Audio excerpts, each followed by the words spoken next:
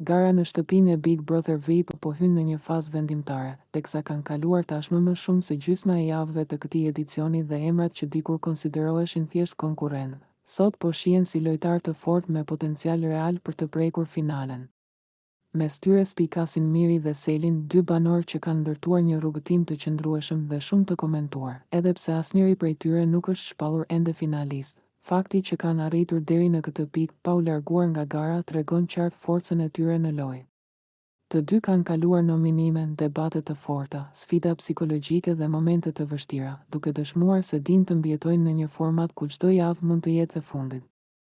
Miri është dalluar për një lojë të kujdesshme dhe për aftësinë për të mos u përfshirë në çdo konflikt. Ai ka ditur të flasë kur duhet dhe të tërhiqet në momentin e duhur, duke krijuar një profil lojtari që nuk konsumon energji kot, por ruan forcën për momentet kyçe.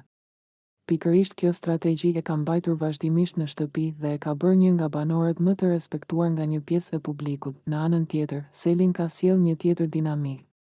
Ajo ka qenë shumë më e hapur në emocione, më e drejtpërdrejtë në debate dhe shpesh në qendër të vëmendjes.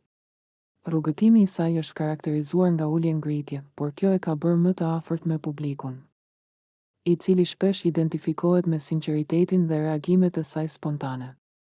Ajo ka treguar se di të përballet me presionin dhe të rikthehet më e fortë pas çdo situate të vështirë. Fakti që loja ka kaluar më shumë se gjysmën e saj e bën çdo javë edhe më të rëndësishme. Tashmë nuk ka më vend për gabime të mëdha, sepse çdo nominim ka peshë finaleje.